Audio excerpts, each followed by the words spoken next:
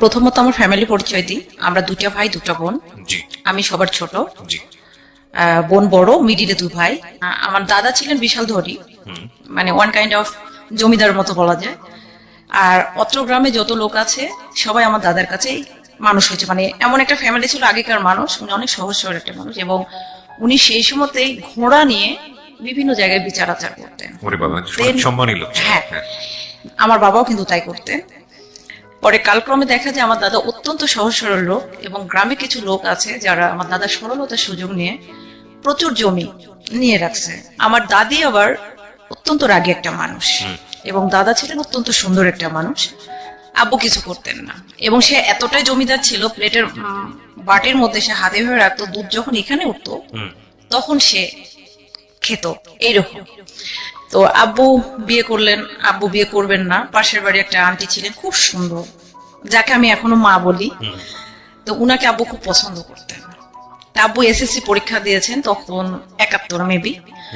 তো উনি first class first হয়েছিলেন এবং 3 বিষয় লেটার ছিলেন, পেয়েছিলেন। পরে আব্বু উনাকে বিয়ে করবে। আর আব্বু তখন, দাদা তখন আমাদের পাশের বাড়ি, গ্রামে একটা পাশের বাড়িতে, মানে যেটাকে বলে ধোপা, উনার 3টা মেয়ে, কিন্তু প্রচুর জমি। উনার বড় মেয়ের সঙ্গে আমার দাদা বিয়ে দিলেন। পরে আব্বু ওখানে বিয়ে করবেন না, আব্বু বিয়ে করবেন এই ফুফুটাকে, যাকে আমরা এখন মা ডাকি। এই নিয়ে একটা প্রচন্ড বড়, মানে দাদা জোর করছে ওই মহিলাটার সঙ্গে বিয়ে দেবে, আর আব্বু জোর করছে যে ফুফুটাকে বিয়ে করবে। পরে যাই হোক, আরেকটা লোক আছে, ওনারা 7টা ভাই, মানে সমাজে একটা কালফিট। এই 7টা ভাইয়ের মধ্যে একজন ওই ফুফুটাকে বিয়ে করবে, এরকম একটা গ্যাঞ্জাম বেঁধে তখন দাদা জোর করে নিয়ে আব্বুকে ওই আন্টির সাথেই বিয়ে দিল, মানে ধোপার মেয়েটার সঙ্গে, বড় মেয়ের সঙ্গে। তখন আব্বু বললো যে আমার যখন ওই আমার পছন্দ মতো মেয়ের সঙ্গে বিয়ে হলো না, আমি আমার পছন্দ মতো বিয়ে করবো। তখন আমার মা, আমার নানুর বাসাটা ঠিক একটা বিল আছে, বিলের ওই পারে। আমার নানুর বাসা থেকে আমার মাকে পছন্দ করেছে আমার নানু। আমার মায়ের অনেক কাহিনী আছে। আমার দাদারা, নানারও বিশাল ধনী ছিলেন, মানে এতটাই ধনী ছিলেন যে ওনারা যখন মাছ কাটতেন কুড়ালদা চিপতে হতো। আম্মাকে তখন দাদা, নানু বিয়ে দিয়েছিল ছোটবেলাতে, 11-12। তো ওই সময় বলতে তো আরো, মানে কিছুই তো বোঝে না। তাও একটা বিবাহিত লোকের সঙ্গে আম্মা ওখানে বিয়ে থাকবে না, চলে আসছে পালায়। পরে আমার আব্বু পছন্দ করে, আমার আম্মা অসম্ভব সুন্দর একটা মহিলা ছিলেন, উনাকে তখন বিয়ে করছে আব্বু যে জোর করে। তখন আব্বুর ঘরে হলো 2টা বউ। আমার দাদির একটাই কথা, তোমার 2টা বউ, তুমি সংসার করো একা, তুমি কোনো কাজ করো না, তোমার বউকে দেখবে। তো আমার দাদি আমার মাকে দেখতে পারতেন না, প্রচন্ড পরিমাণে গালিগালাজ, মারপিট, খাওয়াতে, যেটা আপনাকে গ্রাম বাংলা সে আগেকার শাশুড়িদের, দজ্জাল শাশুড়ি যাকে বলে, আল্লাহ মাফ করুন, উনি মারা গিয়েছেন, অসম্ভব আর আম্মাকে কষ্ট দিতেন। তো আমার বড় আম্মার সঙ্গে কিন্তু আমার আম্মার কোনো ঝগড়া নেই, মানে সতীনে সতীনে যে একটা কথা কাটাকাটি, এটা নেই, মানে 2 বোনের মতো। আর কোনোভাবে যখন আব্বু কভার করতে পারলো না, তখন একদিন প্রচন্ড মারপিট, ঝগড়াঝাটি হতে হতে আব্বুকে আলাদা করে দিল। আব্বুর কিন্তু 2টা ওয়াইফ, আলাদা করে দিল তখন ½ কেজি ময়দা দিয়ে। তারপরে এটা নিয়ে ½ কেজি যখন ময়দা দিয়ে তাকে আলাদা করে দিল, তখন আব্বু বললো যে মা, তোমার এত বড় সংসার, এত ধন সম্পদ, সেই সময় ধরেন 120 বিঘা সম্পদ। আপনার দাদা কই তখন? দাদা তো কোনো কর্তৃত্ব ছিল না, মানে দাদি যেটা করতো সেটাই। আচ্ছা, তো তোমরা যেটা করছো, আমি একটাই ছেলে, তা ½ কেজি ময়দা দিয়ে কেন আমাকে ভিন্ন করে দিলা? আমার আব্বু তখন একটা টিচারের চাকরি হলো, যেহেতু সে শিক্ষিত একটা মানুষ। তখন টিচারে যখন চাকরি হলো, তখন আমার বাবা বলে, আমার একটা ছেলে সরকারের গোলামি করবে? আগেকার মানুষের যে মেন্টালিটি। তখন আমার আব্বু হতে রিড রাইটার, মানে মোহরি রেজিস্ট্রি অফিসে, সেখানেও তো তখন টাকা পয়সা তেমন ছিল না। সর্বসাকুল্যে আব্বু পরিবার চালাতে ব্যর্থ। তখন ½ কেজি আটা যখন দিয়ে দিল, তখন আমার দাদা বললো, আব্বু বললো যে এত বড় সংসার থেকে আমাকে এতটুকু দিলা, আমার লাগবে না। এই বলে চলে আসলাম আম্মাকে নিয়ে এবং আমার সৎ মা। আসার পরে আমার সৎ নানি বলে কি, আমার মাকে ডিভোর্স দিতে দেয় না। তখন আমার আপা যায়, মানে যখন আমাদের বাসার সামনে দিয়ে ওই বাসাতে যায়, আমার ওই সৎ নানির বাসায়, তখন আমার আপা যায় দাদির পা চেপে, দাদি দাদি বলে যে পা চেপে ধরে, তখন নেয় না, কোলে নেয় না, যে ওই আপাটাকে নেয়। পরে যাই হোক, এভাবে কোনো রকমে আম্মা তো চললো, এবং আমার আম্মাকে আমার আব্বু প্রচন্ড মারপিট করতো। শুধু মারপিট না, এরকম তীরের সঙ্গে টানিয়ে লোয়ার রড দিয়ে পিটাইতো। কেন পিটাইতো? আম্মা সাপোজ একটা মাটির পাতিল নিয়েছে, 1 মুঠ ধান দিয়ে আমার সৎ নানীরা লাগিয়ে দিয়েছে, আব্বু অফিসে, আসার সময় বলছে, হ্যাঁ আমার মেয়ে থাকলে তো সংসার ধ্বংস হবে, এই হবে, কিন্তু অমুকের বউ দেখছি এত মন ধান দেয় যে পাতিল টাতিল নিল। বুঝলো না আব্বু কিছুই, লাগাইলো, ডাইরেক্ট এসে মারলো। এত মার মারতো আমি নিজেও দেখেছি। আমি বড় হওয়ার পরে প্রোটেকশন করতাম, মানে প্রোটেক্ট করতাম, কিন্তু বড় ভাইয়েরা কেউ ভয় আব্বুর সঙ্গে কথা বলতো না। পরে এইভাবে যখন আম্মা চলে আসলো, আব্বুর কিছু ব্যাড হ্যাবিট ছিল, যেটা না বলি যেহেতু উনি মারা গেছেন। পরে এভাবে যখন চলে আসলো, আম্মু খেয়ে না খেয়ে সংসার নিয়ে আমাদেরকে পারলো। তখন দেখা যাচ্ছে আচ্ছা, তারপরে ওইখানে আসলো। আসার পরে আম্মা এভাবে দেখা গেল যে আব্বু রেজিস্ট্রেড অফিসে গেছে, কিছুই হয়নি। তখন আম্মু নানুর বাসায় গেল, যাই হয়তো চাল ডাল যা লাগে নিয়ে আসলো বা মামারা দিয়ে গেল। এভাবে পালতে পালতে দেখা যাচ্ছে আব্বু ওই টাকাগুলো দিয়ে অনেক সময় নেশা করতো বা মেয়েলি কিছু ব্যাপার ছিল। তো এগুলো নিয়ে আম্মা যখনই প্রতিবাদ করতো তখনই প্রচন্ড আকারে মার খেত, এত পরিমাণ মার খেত যেটা বলার মতো না। এবং উনি মার খাওয়ার পর যখন সেন্সলেস হয়ে যেত, আব্বু তখন ডাক্তার নিয়ে এসে তাকে সেন্স ফিরাইত, এরকম ছিল। এগুলো আপনি দেখেছেন? হ্যাঁ, এটা আমি দেখেছি। পরে এগুলো হওয়ার পরে একটা পর্যায়ে দেখা গেল আমার আপা বড় হয়ে গেল, বড় ভাই হলো, বড় ভাই হওয়ার পরে মেজো ভাই হলো, মানে ডিফারেন্সটা 2 বছর 2.5 বছর এরকম। আপনার পজিশন? আমি তো লাস্ট। কয় বোন আপনার? আমরা 2টা ভাই 2টা বোন। তারপর? ভাই 2টো মিডিলে, বোন ফার্স্ট, আমি লাস্ট। পরে এভাবে তো চলে আসলো। পরে দেখা গেল যে আমার দাদা 1 কাঠা জমি আমার বাবাকে দিল না, সমস্ত সম্পত্তি সে বিক্রি করলো, খাইলো।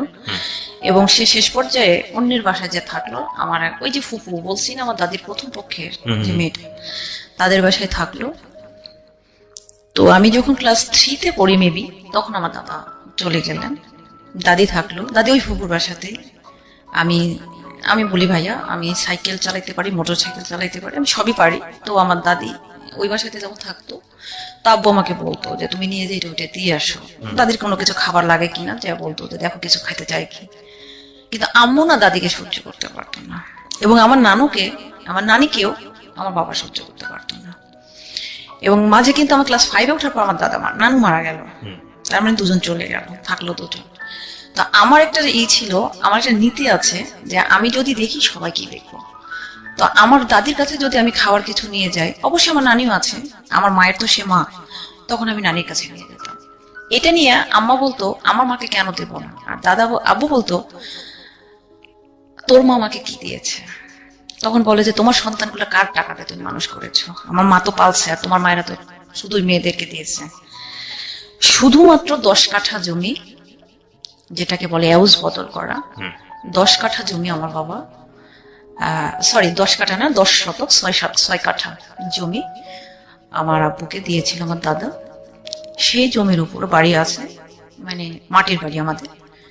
তো প্রথমে তো কঞ্চির বেড়াতে কাদাতে লেপে আম্মা প্রথমে যে বাসাটাতে চলে আসে। এর মাঝে কিন্তু আমার সৎমা ডিভোর্স হয়ে গেল 71-এর পরে। পরে বহুবার আমার আম্মা নিতে গেছে, আমি দেখছি, আমি ক্লাস 9-এ ওঠার পরে আমার আম্মা নিতে গেছে, ওরা আর আসে না। আমার সৎনানির বাবার অনেক সম্পদ ছিল, 3টে মেয়ে, আমার বড় আম্মা ছিল বড়, কিন্তু স্টিল নাও আমার বড় আম্মাদের সাথে আমাদের কোনো ঝগড়া নেই, আমার আম্মার সঙ্গে কখনো তার কোনো প্রবলেম হয়নি। যাই হোক এইভাবে চলতে থাকে।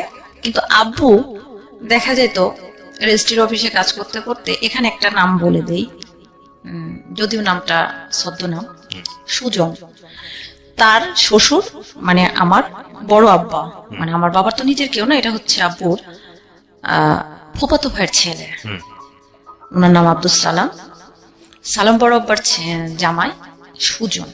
তো উনাকে তখন আব্বু, উনি তখন 2টা বিয়ে করেছে, তখন উনি বললো যে আব্বু দাদাকে এসে বললো যে মামা আপনার তো অনেক আছে, আমার তো কিছু নেই, আমি তো খুব সমস্যায় পড়েছি, যদি ওর লাইসেন্সটা আমার নামে রিনিউ করে দেয় বা আমার নামে চেঞ্জ করে দেয়, তাহলে আমি একটু পরিবারটা নিয়ে বাঁচতাম। আব্বু দিয়ে দিয়েছে। দেওয়ার পরে আব্বু আর কিছু করে না। পরে আব্বু কি করতেন, এই যে জমির ব্যাপারগুলো উনি, মানে একজন এসিল্যান্ড একটা জমির ব্যাপারে যতটুকু না জানে, আমার বাবা এরকমই খুব ট্যালেন্ট একটা মানুষ, যার ফলে উনি এদিক ওদিকে তখন বিচার আচার করে বেড়াতেন, তেমন কিছু করতেন না। তখন আমাদের জমি বলতে যখন ভেস্টেড প্রপার্টি, মানে ভিপি সম্পত্তি, আপনি বুঝতে পেরেছেন ভাইয়া? ভেস্টেড প্রপার্টি মানে যেটা আপনার দখল আছে। ভেস্টেড প্রপার্টি বলতে যারা বাংলাদেশ থেকে যেগুলো হিন্দুরা পর্যাপ্ত পরিমাণে খাজনা না দেওয়ার কারণে হুম, জমিগুলা সরকার অ্যাকোয়ার করে নেয় হুম। এবং তারা যখন যখন জমির খাজনাটা দেয় না তখন জমিটা নিলামে দেয় হুম। এবং এই জমিটা যারা ধরে নেয় তাদেরই হয়ে যায়, মানে চেক কেটে কেটে খেতে হয়। আর তারা তো ইন্ডিয়াতে চলে গেছে। হুম। এই কিছু জমি বলতে প্রায় 2.5 বিঘার মতো জমি। এগুলো আপনার বাবা নিয়ে নেয়? হ্যাঁ, আমার বাবা না, আরো 20-25টা, মানে এলাকার অনেক লোকে নিয়ে নেয়। হুম। এইটুকুই আমাদের জমি। আর ওই যে বললাম 10 শতক জমি বাড়ি, জাস্ট এটার উপরে তখন ভাইয়া ইট ভাটাতে কাজ করতে লাগলো। এসএসসি পরীক্ষা দিবে বড় ভাই, এসএসসি পরীক্ষা দিবে, সে বই বেঁধে নিয়ে মাটি কাটতে যায়। তো আমার ভাইয়া এসএসসি দিল 97। আপনার বয়স কত তখন? আপনি তখন কি করেন? আমি তো ছোট।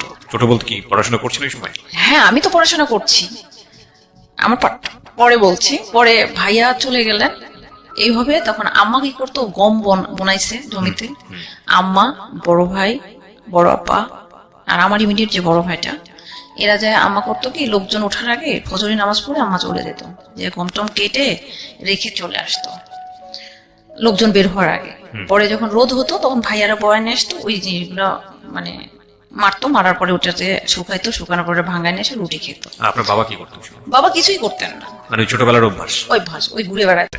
এবার চলতে চলতে ভাইয়ার পড়াশোনাটা বন্ধ হয়ে গেল। এসএসসি পরীক্ষা দেওয়ার পরে নাকি আগেই? উনি এসএসসি পরীক্ষাটা দিলেন কিন্তু পাশ করতে পারলেন না, বন্ধ হয়ে গেল। বড় আপাকে এর মধ্যে আমার আব্বু বিয়ে দিয়ে দিলেন, এবং শুধু বিয়ে না, মারপিট করে এমন মারলেন আপার এই আঙ্গুলটা ভেঙে গেল। বিয়ে দিয়ে দিল, দেওয়ার পরে আপা সেই বাসাতে গেল না, সেই লোকটার সঙ্গে দেখাও করলো না। মানে বিয়ে দিছে, সে এই দিক দিয়ে দিয়েছে, ওই দিক দিয়ে সে পালিয়ে গেছে, বিয়ে করবে না। তখন তার বয়স 13, আমি এটা জানি। আচ্ছা। তখন আমি ছোট, বিয়েটা দিয়ে দিল। ও এর মধ্যে হয়েছে, আমার বড় আপা যেটা আমার সৎ মায়ের যে মেয়েটা, সেটাকে কিন্তু আমার দাদির মধ্যে দিয়ে দিয়েছে আমার আম্মাকে। আর যে ভাইটা ছিল সেটা আমার সৎ নানি নিয়ে নিল। কেন? কারণ আমার বড় আপাটা ছিল কালো, কালো মেয়েকে বিয়ে দিতে টাকা লাগবে, ছেলে পুষলে তার তো 3টাই মেয়ে, নিয়ে নিল সে একবারে, নলিখিত নিয়ে নিল। কিন্তু আমি একটা দেখতাম বাসাতে সব সময় আমাকে কেমন যেন একটা নেগলেক্ট করা হতো। আমার জন্ম নিয়ে বলি, আমার মায়ের 2টা ছেলে 1টা মেয়ে হয়ে গেল। আমার মেজো ভাইয়ের পরে যে একটা, আমার ইমিডিয়েট যেটা, তার মিডিল একটা বাচ্চা আসছিল আমার পেটে, সেটাও নষ্ট হয়ে গেল। আমি যখন আমার পেটে 5 মাস, তখন আমার নানু বলল, আমার নাম সাজেদা, বললো সাজেদা, তুমি তোমার 2টা ছেলে 1টা মেয়ে, তুমি এই বাচ্চাটা ফেলে দাও। তখন আম্মা বললো যে এখন অলরেডি 5 মাস চলে গেছে, একে নষ্ট করতে গেলে তো আমি মারা যাব। তখন আমার আব্বু বললো যে আমার 14 পুরুষ 1টা করে ভাই, যার ফলে সমাজে প্রত্যেকটা ব্যক্তি আমাদেরকে যখন তখন অত্যাচার করে, মারে পিটে, কেউ কিছু প্রতিবাদ করে না। তো আমার লাঠির দরকার, এটা আমার ছেলে হবে। তো আমি যখন হলাম মেয়ে, এই যে বৈষম্য, তখন আম্মা আমাকে 2 দিন কোলে নিল না ওই অবস্থাতে। পরে এখানে ব্লাড লেগেছিল, পিঁপড়া লেগে গেছিল, আমার আম্মা আমাকে কোলে নেয়নি। পরে আমার মেজো খালা আমাকে যা হোক নিয়েছে।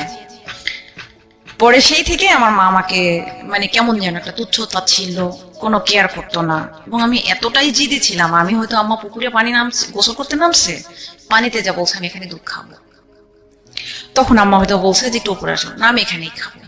Video part start 1। এখানেই খাবো এবং আমাকে পানির মধ্যে দিতে হবে, মানে আমি এতটাই জিদি। সেই পরিমাণ মারতো। আর আমার রাগটা এত ছিল যে আমি যখন কান্না করতাম, মানে মারতাম, তখন আমার এই 2টা হাত ফেটে ব্লাড বের হয়ে যেত। প্রচন্ড রাগী একটা মানুষ ছিলাম। তো আম্মা কোনো মতেই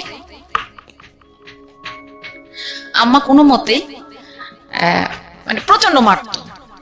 আর এই যে বৈষম্য, থাকতে থাকতে হঠাৎ আমি প্রচন্ড অসুস্থ হয়ে গেলাম, নিউমোনিয়া হয়ে গেল আমার। তখন আমাকে সবাই বলছে যে ও মারা যাবে। ডেফিনেটলি আমাকে শোয়ায় রাখছে, উত্তর দিকে মাথা, দক্ষিণ দিকে পা, আর বাঁচবো না। পরে পাশের বাড়ির হিন্দু দাদু আছে, আব্বু বলল যে আমার মেয়েটা তো মারাই যাবে, তো একটু যদি ডাক্তারের কাছে যাওয়া যেত। তো সেই সময় হোমিওপ্যাথিক ওষুধ, আমার জন্মটা কিন্তু 1986 ভাইয়া। জি। তো হোমিওপ্যাথিক ওষুধ 5 পুড়িয়া ওষুধ দিল, দিয়ে বললো যে এই ওষুধটা তোর মেয়েকে খাওয়া। উনি অনেক বয়োজ্যেষ্ঠ মানুষ, যদি 3 পুরা খাওয়ানোর পর তোর মেয়েটা ফিরবে, না হলে কোনোদিন ফিরবে না। যাই হোক, ওই যে ফিরছি ভাইয়া, আর পড়ি নাই। যাই হোক, এখন আমি খুব দুরন্ত ভাইয়া, আমি কাউকে কখনো মানে টলারেট করবো এইরকম পার্সন না। ডাজন্ট ম্যাটার, সাইকেল নিয়ে যাচ্ছি, কেউ একটা টন কাটছে, ঠাইস একটা থাপ্পড়। রাস্তাতে যাচ্ছি, এই তুই কেমন আছিস, আমি কেমন আছি, তুই দিকে সরারকে মারলাম। এলাকার এমন কোনো গাছ নেই, সে আম গাছ, তাল গাছ, বাঁশ, যেটা বলেন, আমাকে চেনে না এমন কোনো গাছ নেই। এমন কোনো ফলের গাছ নেই যে ফলের গাছালা বলতে পারবে না যে তার গাছের ফল আমি চুরি করে খাইনি। মানে খুব দুরন্ত একটা মেয়ে। বাবা আমাকে ভালোবাসতেন, যথেষ্ট ভালোবাসতেন। মারতে লাগলে ভাইয়া প্রচন্ড মারতেন।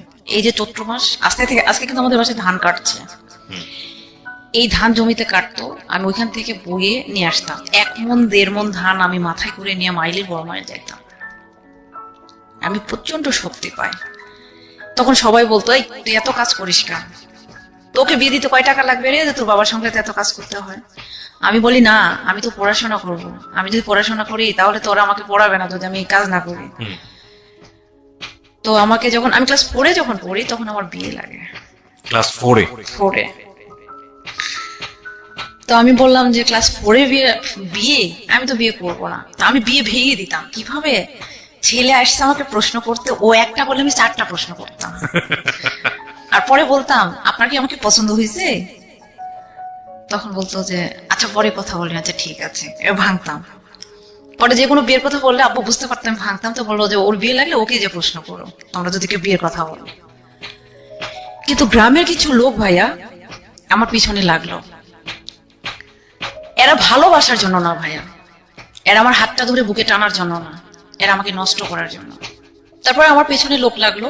লাগার পরে দেখা যাচ্ছে ভাইয়া আমি স্কুলে যাচ্ছি, আমি 2 কিলো, 1.25 কিলোর মতো রাস্তা আমার বাসা থেকে। তো আমাকে এতটা রেস্ট্রিকশনে রাখতো। আব্বু সকালবেলা সাইকেলে করে নিয়ে যায় কিংবা মোটরসাইকেলে করে নিয়ে যায়, আমাকে স্কুলে দিত, আবার আসার সময় নিয়ে চলে আসতো। যদি কখনো ভ্যানে আসতাম 1 টাকা কিন্তু ভাড়া ছিল, 2 টাকা ভাড়া ছিল। তো আমি ভ্যানে বসতাম, মোড়ের উপর ভ্যান, আমি রেডি হয়ে, আমার আব্বু আমার চুলগুলো বেনি করে দিত। আম্মা কিন্তু কোনোদিনই না, আব্বু চুলগুলো বেনি করে দিত। চুল বেনি করে দিয়ে, বেঁধে দিয়ে, স্কুল ড্রেস ইউনিফর্ম পরে ব্যাগটা নিয়ে আমি চলে গেলাম। মোড়ের উপর যখন আমি ভ্যানে চললাম, তো স্কুলে যে নামলাম, সাইকেল নিয়ে গেলে আমার 7 মিনিট লাগে, আর ভ্যানে গেলে 15 মিনিটের মতো লাগে। গেলাম, দেখা যাচ্ছে ভাড়া নিল না। কিরে তুই ভাড়া নিলি না? ওই তোর ভাড়া একজন দিয়ে গেছে। কে? অমুক। তখন আমি ডাইরেক্ট আব্বুকে বলতাম যে আব্বু এরকম তো ঘটনা ঘটছে। তখন ওই ছেলে আম্মাকে ডাকে ভাবি, অথচ আমাকে এগুলো প্রস্তাব করে। পরে চিঠি লেখে আমাদের বাসার অমুক জায়গাতে রেখে গেছে, পুকুরের ওই পরে তাদের বাসা। ছেলেটা দেখতে অনেক সুন্দর, কিন্তু ওর বাবার মা ছিল রাজাকার, ওরা রাজাকারের বংশ। ওর নানু ছিল শান্তি কমিটির চেয়ারম্যান, সেই সময় গুলি লেগে মারা গেছে। তো এই ক্ষেত্রে আমি ওদেরকে ঘৃণা করতাম। তো 1 দিন 2 দিন 3 দিন এভাবে চলতে চলতে তখন আমি ক্লাস 4-এ পড়ি। 4-এ থেকে 5-এ উঠছি। এর মধ্যে একটা মহিলা আমাদের জমিতে ফসল খাওয়াইছে, এটা নিয়ে আমি কথা কাটাকাটি পর্যায়ে আমি একদিন ওদের বাসার সামনে আমাদের জমিতে যাচ্ছি মরিচ উঠাইতে। তখন উনি একটা ঢেল মারছে ওনার মেয়ে, এইখানে আমার লাগছে। কারণ যে আমি বলছি, আমি হাফ প্যান্ট স্যান্ডো গেঞ্জি পরে আছি, বড়ম্মা দেখেন তো আপনার মেয়ে আমাকে ঢেল মারছে। উনি এসে আমাকে মারতে লাগছে মানে 5-7 জনে ধরছে। ধরার পরে আমাকে যখন মারলো, তখন বড় আপা দৌড় মেরে আম্মাকে যে বলছে, মারতে আসতে আমি এদেরকে ফেলে টেলে দিয়ে মেরে টেরে দৌড় মেরে গেছি। যাওয়ার পরে আমার আম্মাকে নিয়ে যে ওরা একটা বাসার মধ্যে, মানে এর মধ্যে শুরু হয়ে গেছে। আব্বু নেই, শুধু আমি, বড় আপার আম্মা নিয়ে যে মারছে। তো আম্মাকে এমন ভাবে মারছে একটা বাসার মধ্যে নিয়ে যে, যেখানে আমি যে বলতেছি আমার মা কই খুঁজে পাচ্ছি না। যখন মাকে যে ধরছি, যে দেখি যে আমার মাকে মারছে, তখন আমি যখন গেছি তখন আমার চুল ধরছে, আমার চুলগুলো কিন্তু ছোট ছোট হয়ে ধরছে। তখন আমি আবার কোনো মতে, আমার মায়ের চুলও ছাড়ছে না, আমার চুলও ছাড়ছে না। তখন 4-5 জন ছেলে আছে, ওরা সবাই মিলে। তখন আমি ওনার এই আঙ্গুলটা কিন্তু কেটে নিয়েছিলাম কামড় দিয়ে। নেওয়ার পরে বিচার আসলো। কেটে নিয়েছিলেন মানে আঙ্গুলটা কিন্তু পুরোপুরি কেটেই ফেলেছিলেন? এই আঙ্গুলটা মানে চুল ছাড়ছে না, তো আমারটাও ছাড়ছে না, আমারটাও ছাড়ছে না। আমরা 2টা মানুষই মাটিতে লুটোপুটো খাচ্ছি, ওরা মারতেছে। তো আমি বাঁচার জন্য তো কিছু একটা ওয়ে দেখতে হবে। কারণ উনার হাতটা যখন আমার মুখের মধ্যে আসছে, আমি যে কেটে নিয়েছি তবু সে চুল ছাড়ছে না। তখন আমি ওখান থেকে কোনো রকম আম্মাকে সেভ করে নিয়ে আসলাম। তারপরে ওরা মামলা করলো, অ্যাটেন্ড টু মার্ডার। এটা আঙ্গুলটা, হ্যাঁ মার্ডারের, মানে ওরা হসপিটালে ভর্তি হলো, হয়ে কেস করলো। করার পরে কেচে তারপর এক সময় মীমাংসা আসলো। আসার পরে পুরো বাড়িতে আমি একা থাকতাম। দেখেন, আমার ভাইয়া ছিল না, আব্বু ছিল না, শুধু আমি, বড় আপার আম্মা। আমি তো ছোট, ক্লাস 5। কেসটা করেছে কার নামে? কেসটা করেছে আব্বুর নামে, বড় ভাইয়ের নামে, বড় আপার নামে, আম্মুর নামে। মানে আপনাকেই দেয়নি ওখানে? আমি তো ছোট, এই জন্য আপনাকে দেয়নি। না আমাকে তো ওখানে আসবে না তো। পরে যখন দিল, অথচ এরা কেই ছিল না উপস্থিত। বলছে এই মারপিট করছে, ইভেন ওই মহিলা তখন ওনার অ্যাবর্শন করায়। ওই রিভেন্স ইয়েটাও দিয়েছে, আমাদের ব্লেমটাও দিয়েছে যে আমরা মার বাচ্চা অ্যাবর্শন করে দিয়েছি। মামলা করলো, কয়েকবার কেছে হাজরা দিল, পালিয়ে পালিয়ে থাকলো। পুরো বাসাতে আমি একা। রাতের বেলা? রাত বলতে আমি ক্লাস 2 থেকে রান্না বাড়া করি, ক্লাস 3 থেকে আমি রান্না বাড়া করি। পুরা সংসারের দায়িত্ব ছিল আমার হাতে ছোটবেলা থেকে। এবং আমি যখন স্কুলে যেতাম, আমি রান্না করতাম, জমিতে নিয়ে যে খাবার দিয়ে আসতাম, তারপরে নিজে খেতাম, তারপর স্কুলে যেতাম, স্কুল থেকে আসতাম, আবার দুপুরে রান্না করতাম, কাজের লোকদের খাওয়াতাম, আবার থালা বাসন মেজে নিয়ে আবার পানি টানি উঠিয়ে নিয়ে আবার রাতে রান্না করতাম। আমি যখন পড়তে যেতাম তখন রাত 10টা এরকম ছিল। আমি একটা কাজে জব দিলে আমার মা যেমন পিটাইতো, আমার আব্বু পিটাইতো, আমার আপাও পিটাইতো। মানে আমি কাজটা পারবো না এই কথাটা আমি কখনো বলতে পারবো না। পরে যখন ওনারা মারলো তখন কেস হয়ে গেল। যাওয়ার পরে ওনারা তখন মীমাংসায় বসলো।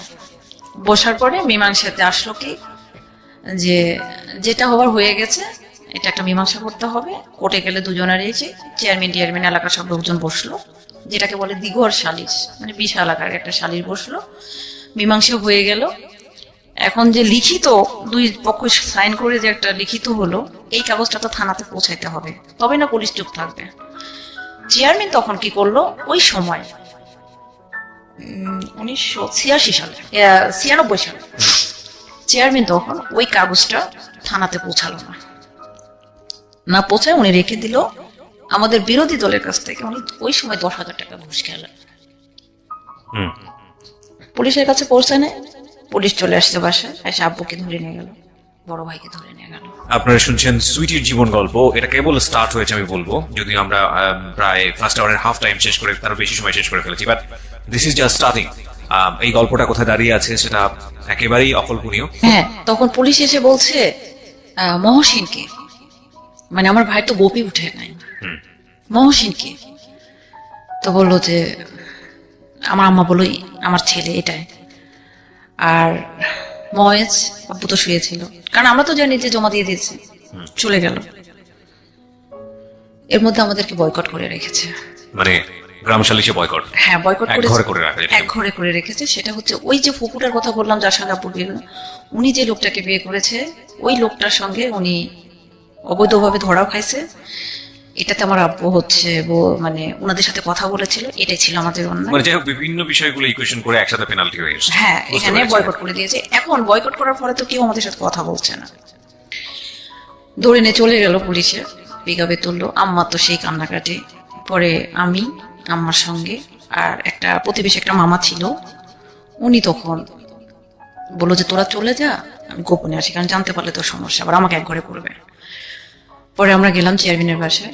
উনি যে দেখি খেয়ে দিয়ে রিল্যাক্স মোডে আছে, বোঝাই যাচ্ছে যে উনি জানতো বিষয়টা। হ্যাঁ, ঘটনাটা ঘটেছে।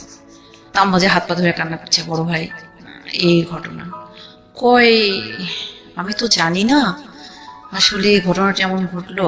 তখন আমি ডিরেক্ট বললাম, মানে আমার প্রতিবাদে একটা সময় আমি ডিরেক্ট বললাম, আপনি জানেন না তাহলে কাগজটা কেন থানায় যায়নি? আপনি না ইউনিয়নের চেয়ারম্যান, কাগজটা যদি আপনি পৌঁছাইতেন তাহলে তো আজকে আমার বাবাকে বলছে তুমি ছোট, আমি ছোট মানুষ কেন, আপনি লিগালি কথা বলেন। এই বলে আম্মা বললো, মাম্মা এখানে কোনো কথা হবে না, তুমি চলে আসো। আমার ভাই 3 দিন পর জামিন হলো, আব্বুর জামিন হলো 21 দিন পর। এরপর থেকে আমার বাবার কাছে আমি কালার, কারণ ওই যে মারামারি, মানে তোমার কারণে আমি জেল কেটেছি। হ্যাঁ, এটা ব্লেম আসলো। পরে আমি পরিবারে চোরের মতো থাকলাম। তখন 6 গেল, 7-এ উঠলাম। তখন আমার পরীক্ষা কিন্তু ভাইয়া ফাইনাল। তারপরে আব্বু আসলো, আসার পরে তো সেই রকম তার রুরু আচরণ, একই তো আমি মার খাই। এমনও দিন গেছে ভাইয়া যে তরকারিতে 5টা-7টা তরকারি রান্না করতে হয় আমাকে। রান্না করি, যে তরকারিতে লবণ কম হয় সেই তরকারিটা আমাকেই খেতে হবে, লবণ বেশি হলে সেটা আমাকেই খেতে হবে, ঝাল বেশি হলে সেটা আমাকেই খেতে হবে। কেন হয়েছে বেশি এমনটা? তো মাছের, যদি মাছ খেতে যাই, মাছের মাথা ডাইরেক্ট এইভাবে বলতো। ও আরেকটা কথা বলে দি ভাইয়া, আপনি এটা মিউট করবেন কিনা আমি জানি না, আমি আগে বলে রাখলাম।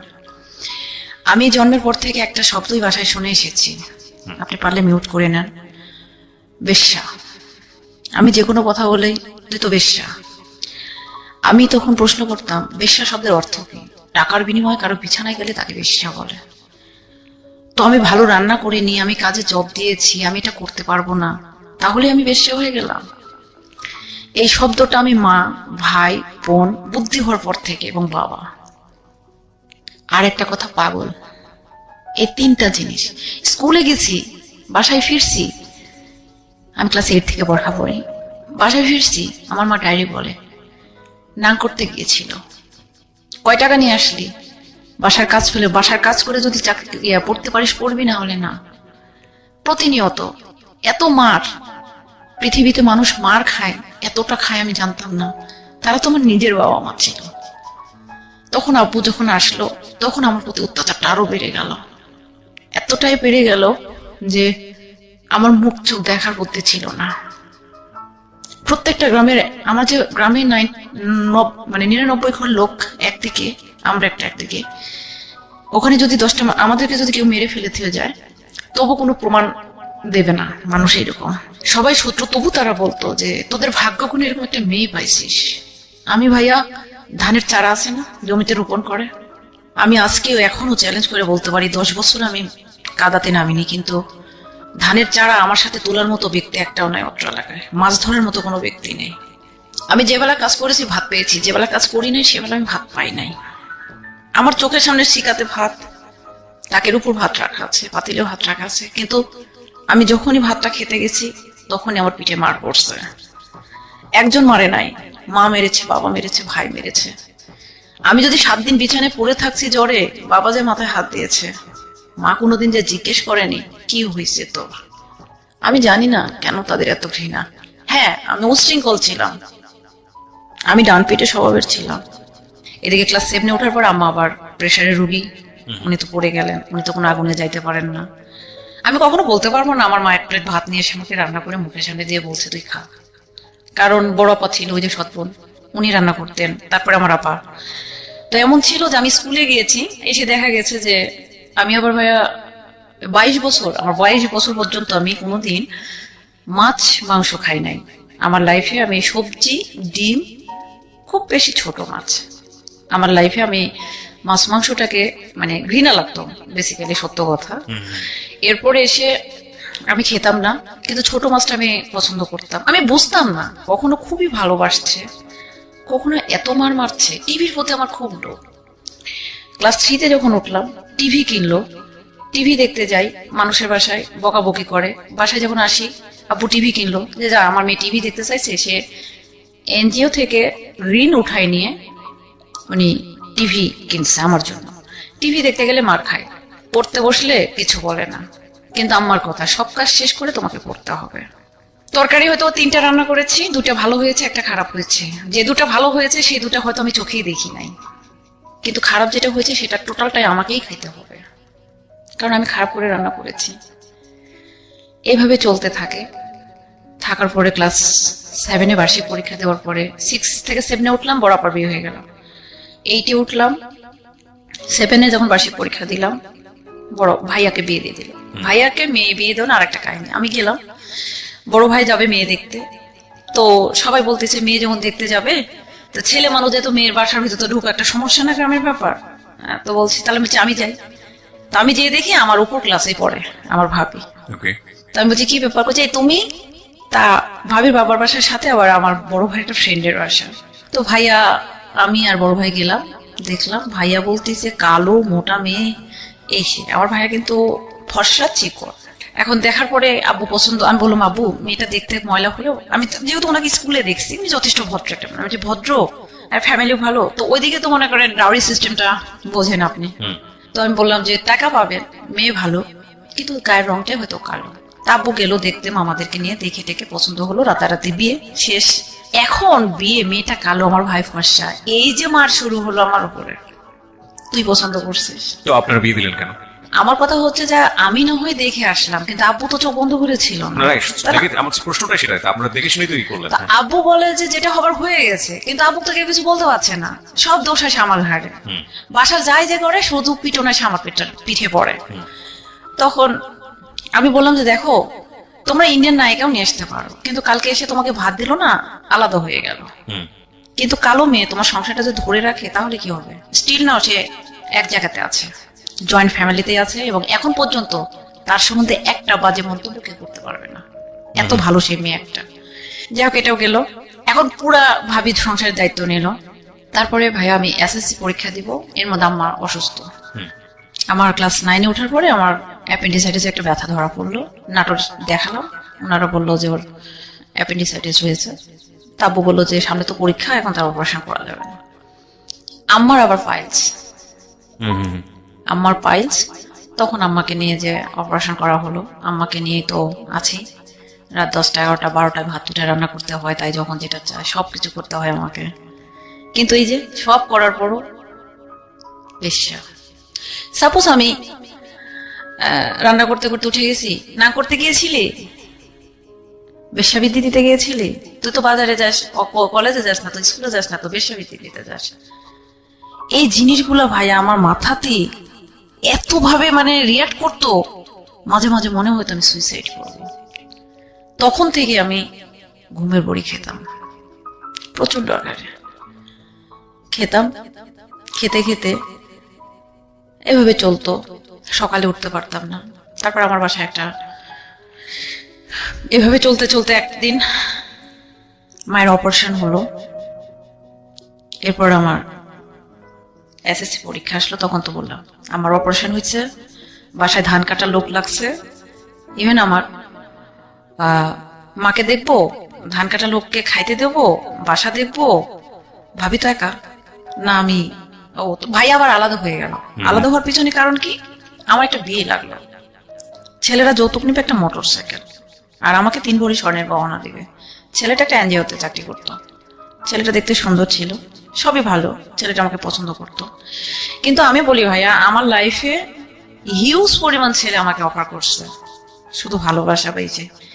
কিন্তু সবসময় আমি একটা জিনিসই বুঝতাম, প্রেম করব, ভালোবাসা করব, আজকে বলবো, কালকে যদি ছেলে অস্বীকার করে মান সম্মান যাবে, বাবা ছোট হয়ে যাবে, নিজের পড়াশোনা নষ্ট হবে। কিন্তু না, আমার এলাকায় আমি দেখছি কোনো মেয়ে এসএসসি পার হতে পারে না, সবাই ক্লাস 8 পার হতে গেলে বিয়ে হয়ে যায়, সংসারে অশান্তি, 2 দিন পর ডিভোর্স, বাচ্চা কাছে না কেউ মেও, মারামারি, স্বামী পিটায়, চলে আসে। না, আমি এই সিস্টেমে থাকবো না। আমার ছোটবেলার থেকে একটাই ডেস্টিনেশন, আমি পড়াশোনা করব, নিজের পায়ে দাঁড়াবো, আমি আমার পরিবারের পাশে দাঁড়াবো। যেহেতু আমি গরিব ফ্যামিলির মেয়ে, আমি নিজে একটা কিছু করতে চাই এবং আমি আমার আইডেন্টিটি তৈরি করতে চাই। এইরকম একটা কমিটমেন্ট আমি যখন ক্লাস 3-4-এ পড়ি তখন থেকে এরকম একটা কমিটমেন্ট ছিল। তা আমার কথা হচ্ছে যে আমার মা আমাকে যত অত্যাচার করুক, বাবা আমাকে যত অত্যাচার করুক, পরিবার আমাকে যত খাইতে না দিক, যত কাজ করায় নেয়, আমি সকাল বেলা যদি ঘুম থেকে না উঠতাম, আমার মা আমার চুলের মুঠি ধরে পরপর করে টেনে তুলতো। উঠতাম, ধরেন খড় কেটে মেলে দিতে হবে, ধান কেটে নিয়ে শুকাইছে, তো উঠতে পারতাম না, টেনে তুলতো, নিয়ে যে পুকুরের মধ্যে আমি কাটতে হবে। কাটতে কাটতে দেখা যাচ্ছে ওর মধ্যে আমি ঘুমায় পড়ে গেছি, আবার মার খাতাম। এইভাবে চলতে, আবার তো রান্না বাড়া আছে, 3 বেলা রান্না করতে হতো। চলছে চলতে চলতে আমি এসএসসি পরীক্ষা আসলো। এর মধ্যে তো বললাম যে আমার অপারেশন হয়ে গেল। এদিকে আম্মাকে দেখবো না পরীক্ষা, না ধানের কাজ করব। ধানের কাজটা শেষ করে এসে পড়তে বসি রাত 10টা, সকাল 10টায় তো আমার পরীক্ষা।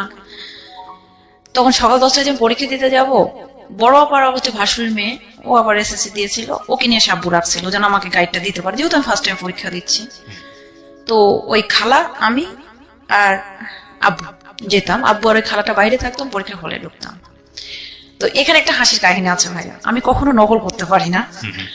তো টি রচনা এসেছিল, তা আমার ভাগ্নিটা আমাকে টি রচনাটা বলছে, আন্টি এটা আসতে পারে, আপনি নিয়ে যান। নিয়ে গেছি ভাইয়া। আমি নকলটা যে করবো কিভাবে করে এটা তো জানি না, আমি সুন্দরভাবে টেবিলের উপর লিখে, মানে কোশ্চিনের মতো করে লিখে রেখে আমি লিখছি, এর মধ্যে ম্যাজিস্ট্রেট ঢুকছে। আর আমার ছোটবেলা থেকে অভ্যাস, বাইরে অনেক খেয়াল করছে, আমি হাই হিল পরি। আমি না ভাই তখন শাড়ি নিয়ে দিচ্ছি, ওই শার্ট কেটে না ওটা তুলে নিয়ে এখানে ঢুকাই দিয়েছি। তখন উনি এসে বলছে, ওঠো, দাঁড়ালাম, নকল করছো, বের করো। না, আমি নকল করিনি। টোটাল অস্বীকার। আর আমার তো হাত পা কাঁপতেছে থর করে, কারণ আমি তো কখনো নকল করি নাই। পরে উনি তো আমার খাতা নিয়ে নিল। পরে আব্বুর আবার সার্কেলটা খুব ভালো, কলেজে সকলের প্রফেসর প্রিন্সিপাল আব্বুর ফ্রেন্ড সার্কেল। তখন হঠাৎ করে এর মধ্যে পিছনে একজনকে এক্সপেল করছে, আমি আরো কান্না পাইছি আমার। তখন আমি বলছি যে আমি নকল করিনি। তখন বলছে মিথ্যা কথা বলো না, নকল বের করো। আমি না নকল করবো, যাই মহিলা গার্ড আছে নিয়ে আসেন। এর মধ্যে স্যার আবার, আমার একটা স্যার আছে ইসলামিক স্টাডিজে, উনি আবার আসলেন, আগে থেকে আমাকে চিনতেন। উনি এসে বলছে কি হয়েছে মামুনি? স্যার আমি নকল করিনি, দেখেন তো। উনি এসে বলছে আমি নকল করছি। তখন বলছে দেখেন আপনার ছাত্রী মিথ্যা কথা বলছে, মানে আমার হাই স্কুলের সিট পড়েছে কলেজে। তো তখন আমি বলছি, তখন স্যার বলছে যে মা তোমাকে এক্সপেল করবে না, তুমি আমার বন্ধুর মেয়ে, আমি তোমাকে কথা দিলাম, তুমি সত্য কথাটা বলো। তখন আমি আস্তে করে স্যার বলছি আমি এই কাজটা করছি। বলছে বের করো। বের করে দিল। তো বলছে ওনাকে 15 মিনিট পর খাতা দিবেন। উনি মিথ্যা কথা বলবো কেন? পরে যাই হোক উনি আমাকে 5 মিনিট পরে স্যার আমার খাতা দিয়ে দিল। যাই হোক আমি তো আর সমস্যা নেই। আর তখন থেকে আমি তো অবশ্যই আমি জীবনে কোনোদিন নকল করবো না। তখন এটা গেল, যাওয়ার পরে পরীক্ষা দিলাম। পরে আমার বড় ভাই, আমার আব্বু বললো কি ও যদি পাশ করে তার চেয়ার টেবিল পাশ করবে। আমার খুব কষ্ট হলো, কারণ আমার দুর্বলতা অঙ্ক। আমি জীবনে কোনোদিন ইংলিশও প্রাইভেট পড়িনি, কখনো না। দেন ম্যাথও আমাকে কখনো টিউশনই দেয়নি, যদিও আমি আর্টসের ছাত্র। পরে আমাকে বললো, তাই আমি বলছি না আমার একটা সাবজেক্ট ক্রস যাবে, আমি ভালো করে বলতে পারি। কই যে কোনটা? আমি অঙ্ক। আসলে অঙ্কে ফেল করেছিলাম। পরে দিয়ে পাশ করলাম। দেওয়ার আগে কি হলো, টাকা নেই। আমার আব্বু এনজিওতে তখন একটা ঋণ প্রস্তাব করলো। সেখানে গ্রামের প্রত্যেকটা লোক বয়কট, মানে একদিকে হয়ে আমার বাবাকে টাকাটা দিল না, যে আমার বাবা চিট করবে, টাকা মেরে খাবে, দিল না। তখন আম্মা তার কানের এই দুলটা, আব্বু আম্মাকে প্রচন্ড মারছে, বড় ভাইয়ের একটা টাকা নিয়ে মারছে। দুলটা ভেঙে গিয়েছিল। আম্মা বলছে দুলটা যেহেতু ভেঙে গেছে এটাই বিক্রি করে ওকে পরীক্ষাটা দেওয়া। কাকে? আমাকে। এসএসসি এসএসসি প্রথমবার ক্রস গেল, সেকেন্ড টাইম পরীক্ষাটা দেওয়ালো, আমি পাশ করলাম। আপনারা শুনছেন প্রাণ মিস্টার ম্যাঙ্গো ক্যান্ডি প্রেজেন্টস জীবন গল্প। আজকের এই গল্পের অতিথি হচ্ছে সুইটি। তিনি মূলত রাজশাহীর, কিন্তু বর্তমানে ঢাকাতে থাকছেন। তার এই জীবন যুদ্ধের গল্প কোথায় গিয়ে দাঁড়িয়েছে সেটাই হচ্ছে দেখার বিষয়। আপনারা যদি তাকে দেখতে চান চলে আসবেন আমার ইউটিউব চ্যানেলে। আমার ইউটিউব চ্যানেলটি হচ্ছে www.youtube.com/rjkibriafm, RJKEBRIAFM। চ্যানেলটি আছে কিবরিয়া আরজি নামে। প্লিজ সাবস্ক্রাইব করবেন এবং ডান পাশের বেল বাটনটি অন করে নেবেন। ওকে, আরেকটা কথা একটু বলতে চাই। সিচুয়েশনটা যখন নিজের মতো না এবং মন যখন বসে না কোনো কাজে, হঠাৎ করেই কোনো ফুড আমাদের মনটাকে কিন্তু ঠিক করে দিতে পারে। যেমনটা হতে পারে কাঁচা আমের সাথে Pran mister mango candy, good mood guaranteed. Okay, যেখানটায় আমরা ছিলাম বলুন সুইটি। পরে আমি পাশ করলাম, কলেজে ভর্তি হয়ে গেলাম।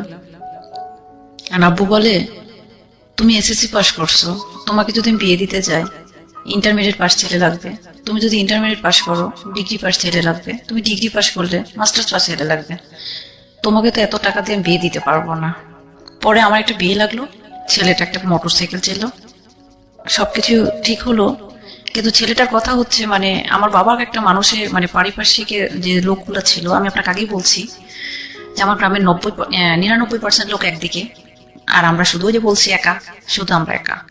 তো সবাই বললো যে ওর বাপ চিট, টাকা পয়সা দেবে না, আগে মোটর সাইকেলটা নাও তারপরে বিয়ে করো।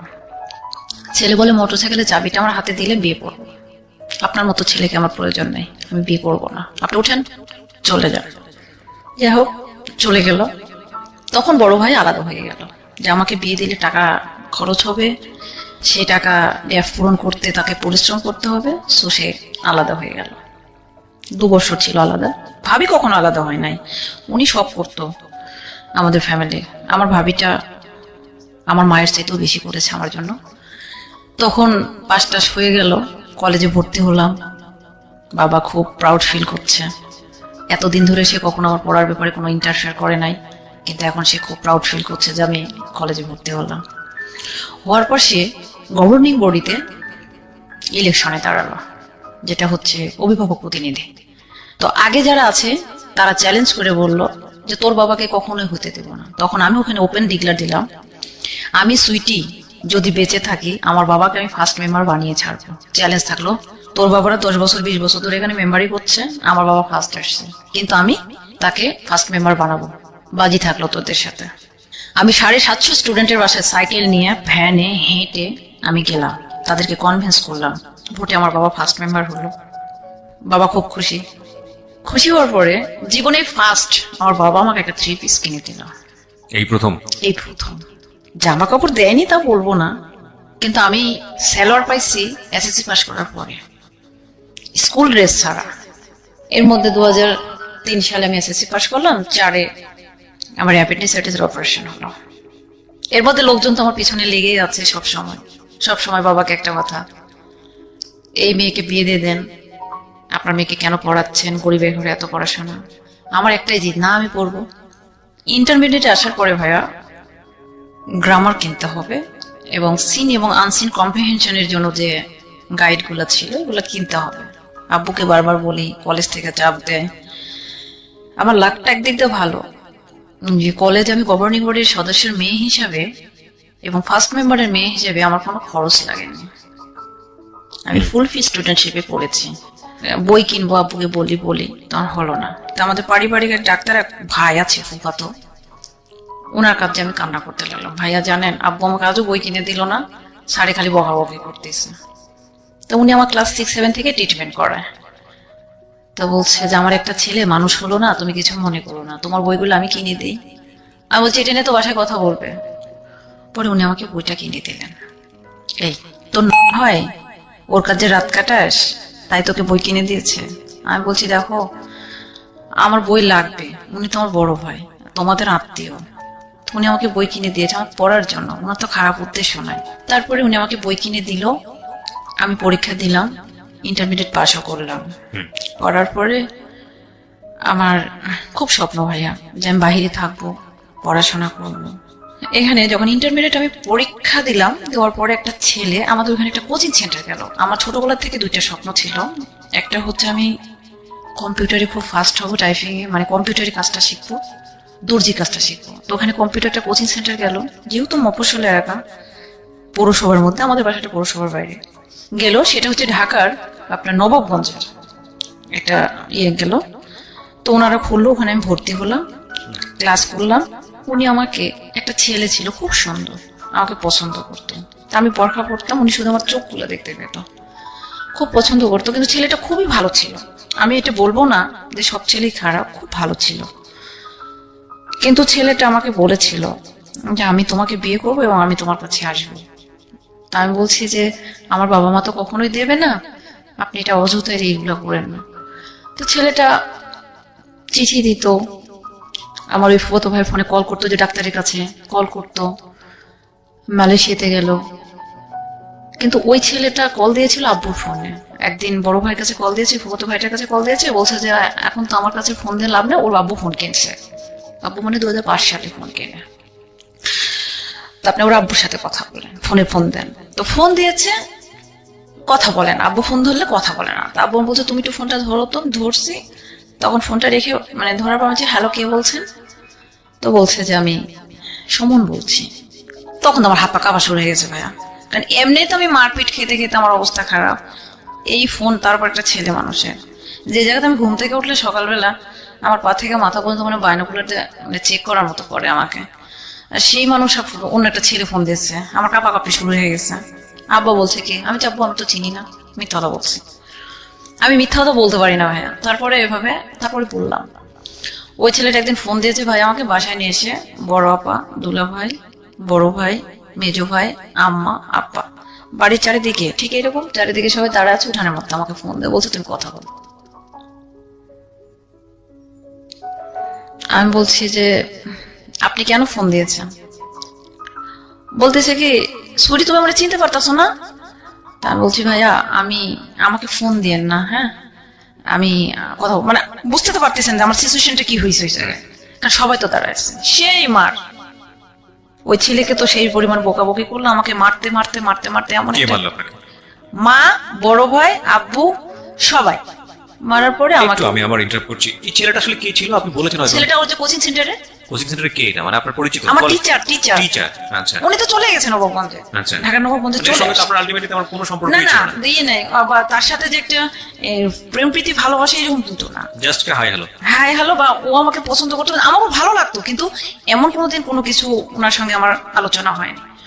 তো যা মন না তাই বলে আব্বু বকাবকি করলো। তাই আমি বললাম যে আপু ওনার তো মা নেই, মানে গল্প করছে, আপু ওনার মাকে তুলে বকা দিন না, মৃত ব্যক্তিকে বকা দিলে এটা তো কোনো, কারণ আমি খুব ভয় পাই ভাই, আমি ধর্মভীরু, আমি 5 ওয়াক্ত নামাজ পড়ি, কোরআন পড়ি, তাই আমি নিষেধ করলাম। তারপরে আবার আব্বু বলতেছে পিরিত তোমার লাগে, তুমি এই করো সেই করো, তুমি কোচিং সেন্টারের নাম বলে তুমি যে তাদের বিছানাই করো। ছেলেটাকে প্রচন্ড আকার বকাবকি করলো এবং বললো যে তোর যদি সাহস থাকে আমার কাছে সামনে এসে দাঁড়া, মানে যা মুখ না তাই বলে বোকা দিল। দেওয়ার পরে ডেফিনেটলি একটা বাবা কখনোই চাবে না তার মেয়ে খারাপ দিকে যাক, এই হিসেবে সে বকাবকি করলো। আমি তাকে নিচে তোর উপর শুনলো না। পরে ওনারা আমাকে আমার রুমেই থাকতো কীটনাশকের ইয়েগুলো, কারণ জমিতে তো আমিও কীটনাশক দিতাম, তো রুমে ছিল, দিল একটা দড়ি দিল, দিয়ে বাইরে থেকে রুমের তালা দিল, যে সকালবেলা যেন তোর মোড়া মুখটা দেখি। মানে কি করেছে আপনাকে? মারছে, হ্যাঁ। মারার পর বলছে তোর মতো মেয়ের দরকার নেই, দড়িও দিয়ে দিয়েছে, ফাঁসি একটা দড়ি দিয়েছে এবং বিষের বোতল দিয়ে বলছে যে তুই আত্মহত্যা করবি, সকালবেলা যেন তোর মোড়া মুখটা দেখি। এই বলে বাহিরে আমাকে ভেতরে ঢুকিয়ে দিয়ে বাইরে থেকে ওরা তালা দিয়ে দিল, পুরো ফ্যামিলি। ফ্যামিলি। তখন আমি ডাইরেক্ট বলে দিলাম, ওই রুমের ভিতর থেকে আমি জানালা খুলে খালি একটা কথা বললাম যে মোবাইল, আপনি যে মোবাইলে একটা কল আসেন, আমি কোনো সম্পর্ক করি না, আমার মতো নিট অ্যান্ড ক্লিন কোনো মেয়ে আপনি পাবেন না।